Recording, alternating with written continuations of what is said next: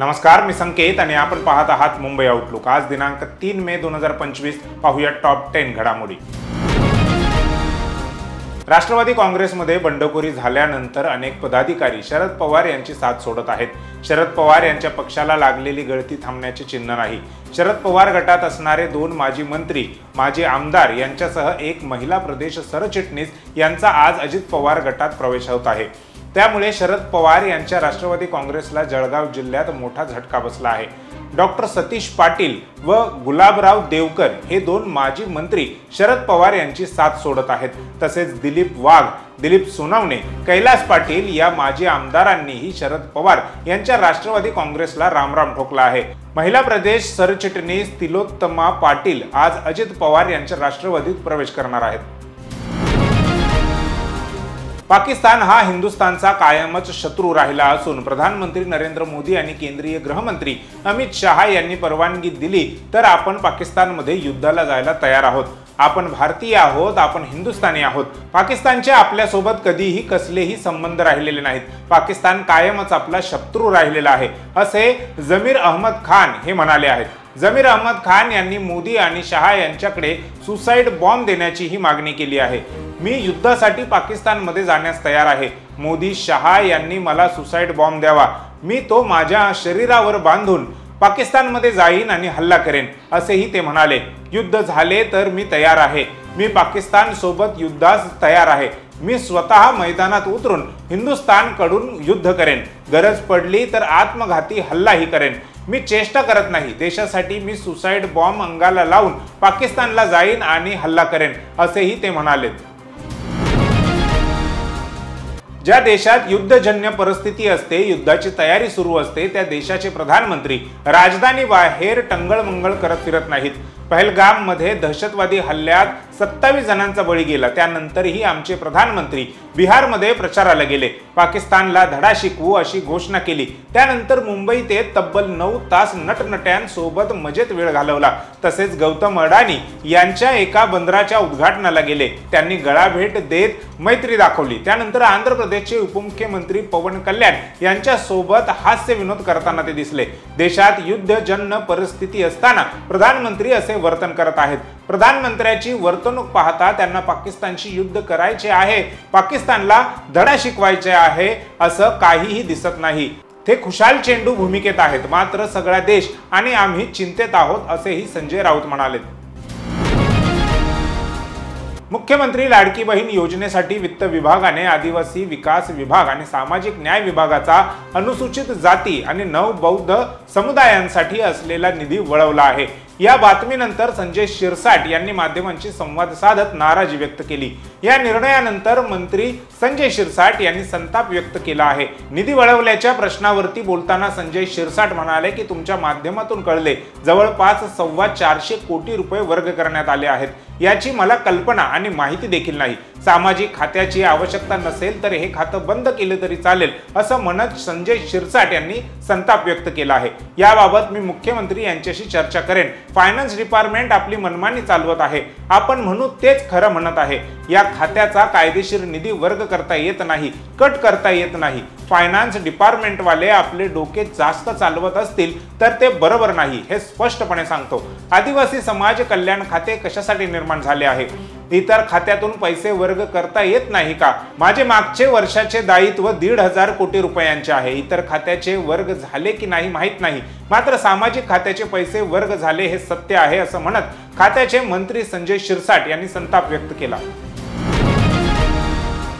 पाकिस्तान विरुद्ध भारताने आणखीन एक कठोर पाऊल उचलले आहे। पाकिस्तानातून होणाऱ्या सर्व आयातीवर भारताने बंदी घातली। हा निर्णय पाकिस्तानमधून येणाऱ्या सर्व उत्पादनांना लागू होतो। राष्ट्रीय सुरक्षा आणि सार्वजनिक धोरणांच्या हितासाठी हा निर्णय घेण्यात आला आहे, असे केंद्र सरकारने जाहीर केले आहे। या निर्बंधाला अपवाद वगळता वस्तूंच्या निर्यातीसाठी भारत सरकारची पूर्व परवानगी आवश्यक असेल, असे वाणिज्य मंत्रालयाच्या अधिसूचनेत म्हटलंय। पहलगाम हल्ल्यानंतर भारत आणि पाकिस्तानमधील एकमेव व्यापार मार्ग असलेला वाघा अटारी क्रॉसिंग आधीच बंद करण्यात आला होता। पहलगाम हल्ल्यानंतर 1960 मध्ये दोन्ही देशांनी स्वाक्षरी केलेला सिंधू पाणी करार भारताने रद्द केलाय। भारताने पाकिस्तानी नागरिकांचे सर्व व्हिसा देखील रद्द केलेत। त्यामुळे पाकिस्तानी नागरिकांना भारत सोडावा लागला आहे। उपमुख्यमंत्री अजित पवार यांनी काल एका कार्यक्रमात मुख्यमंत्री पदाविषयी मोठे विधान केले। त्यांनी मुख्यमंत्री पदाने हुलकावणी दिल्याची सल बोलून दाखवली। अजितदादांनी राज्यात उपमुख्यमंत्री होण्याचा रेकॉर्ड केला आहे। भविष्यात हा विक्रम राजकारणात कोणी मोडेल याची सुतराम शक्यता नाही। त्यातच दादांच्या मनातील मुख्यमंत्री होण्याचे स्वप्न आपसुकच कालच्या कार्यक्रमात तोंडी आले। त्यातून चर्चेला उधाण आले आहे। काहींनी संवेदना व्यक्त केल्या तर काहींनी चिमटे देखील काढले। आता शिंदे सेनेचे शिलेदार भरत शेठ गोगावले यांनी सुद्धा त्यांना टोला लगावला आहे। आळंदी येथे एका कार्यक्रमानिमित्त आले असताना त्यांना अजितदादांच्या मुख्यमंत्री पदाच्या विधानाविषयी मत विचारण्यात आले। तेव्हा त्यांनी दादांना चिमटा काढला। राजकारण आहे, खेळात आणि राजकारणात कधी काही होईल हे सांगता येत नाही। राजकारणात कोण कुठे असेल हे आता सांगू शकत नाही। अजित पवारांनी कुठल्या ज्योतिषाला विचारलं ते विचारतो। सागरी मच्छीमारांची ही जनगणना दर 5 वर्षांनी करण्यात येते। राष्ट्रीय सागरी मच्छीमार जनगणनेला नोव्हेंबर महिन्यात सुरुवात करण्यात येणार आहे। केंद्रीय मत्स्य व्यवसाय, पशुसंवर्धन आणि दुग्ध व्यवसाय मंत्रालयाच्या वित्तीय सहाय्याने प्रधानमंत्री मत्स्य संपदा योजनेअंतर्गत केली जाणारी ही जनगणना यंदा मोबाईल ॲपच्या माध्यमातून करण्याचा निर्णय घेण्यात आला आहे। या आधुनिक पद्धतीमुळे माहिती संकलन अधिक वेगाने आणि पारदर्शक होईल। सध्या विराट कोहली हा एका वेगळ्याच कारणामुळे चर्चेत आला आहे। त्याने अभिनेत्री अवनीत कौर हिच्या पोस्टला लाईक केल्याची सध्या तुफान चर्चा होताना दिसते। यावरून वेगवेगळ्या चर्चा सुरू झाल्याने अखेर विराट कोहलीने इंस्टाग्रामवर एक स्टोरी शेअर करत या संपूर्ण घटनेबद्दल स्पष्टीकरण दिले आहे। विराटने पोस्ट केलेल्या स्टोरीमध्ये त्यांनी लिहिले आहे की मी हे स्पष्ट करू इच्छितो की माझे फीड क्लिअर करत असताना असे दिसते की अल्गोरिदमने चुकून इंटरॅक्शन नोंदवले असावे। त्यामागे कोणताही हेतू नव्हता। मी विनंती करतो की तुम्ही कोणतेही अनावश्यक अंदाज बांधू नका। तुम्ही समजून घेतल्याबद्दल धन्यवाद। दरम्यान अवनीत कौरने मात्र या सर्व प्रकाराबद्दल अद्याप कोणतीही प्रतिक्रिया दिलेली नाही। राजकुमार गुप्ता दिग्दर्शित रेड 2 हा 2018 मध्ये प्रदर्शित झालेल्या रेड या सिनेमाचा सिक्वल आहे। या चित्रपटाद्वारे अजय देवगण पुन्हा एकदा आयकर अधिकारी अमय पटनायकच्या भूमिकेत परतला आहे। त्याने आपल्या दमदार अभिनयाने पुन्हा एकदा प्रेक्षकांची मने जिंकली आहे। चित्रपटाला समीक्षकांकडून संमिश्र प्रतिसाद मिळाला असला तरी प्रेक्षकांना हा चित्रपट खूप आवडलाय। रिलीजच्या पहिल्या दिवशी हा चित्रपट 2025चा तिसरा सर्वाधिक कमाई करणारा चित्रपट ठरला आहे। रेड 2 ने रिलीजच्या पहिल्या दिवशी 19.15 कोटी रुपयांची कमाई केली। आता चित्रपटाच्या दुसऱ्या दिवसाच्या कमाईची सुरुवातीचे आकडे समोर आले आहेत। टेक्निकलच्या सुरुवातीच्या ट्रेंड रिपोर्टनुसार रेड 2 या चित्रपटाच्या रिलीजने दुसऱ्या दिवशी 11.75 कोटी रुपये कमावले आहेत। रेड 2 ची 2 दिवसांची एकूण कमाई ही 31 कोटी रुपये झाली आहे।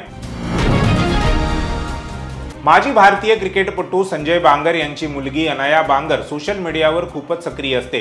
अनाया बांगरने इंस्टाग्रामवर एक पोस्ट शेअर केली। या पोस्टमध्ये तिने म्हटले आहे की आज इंग्लंडमधील बातम्या पाहणाऱ्या प्रत्येकासाठी ECBने ट्रान्स महिलांना केवळ व्यावसायिक क्रिकेटमध्येच नव्हे तर खेळाच्या मनोरंजनात्मक आणि तळागाळातील पातळीवरही सहभागी होण्यास अधिकृतपणे बंदी घातली आहे। हा फक्त एक नियम नाही तर हा एक संदेश आहे। हा मेसेज जो सांगतो की तुमचे समर्पण, प्रतिभा, शिस्त आणि परिवर्तन झाले तरीही तुम्हाला पुरेसे चांगले पाहिले जाणार नाही। या खेळाला आपले मन समर्पित केलेल्या व्यक्ती म्हणून ते वैयक्तिक वाटते। मी फक्त ट्रान्स गर्ल नाहीये तर मी एक क्रिकेटपटू देखील आहे। आज खेळात मला भेदभाव, छळ आणि अदृश्यतेचा सामना करावा लागला आहे आणि आता संस्था आपले अस्तित्व पूर्णपणे पुसून टाकणारे रेषा आखत आहेत। ते खेळपट्टीवर नियंत्रण ठेवू शकतात पण ते आपल्या भावनांवर कधीही नियंत्रण ठेवू शकत नाही। हा आमच्या डावाचा शेवट नाही, अशा शब्दात अनायाने तिचा राग व्यक्त केला।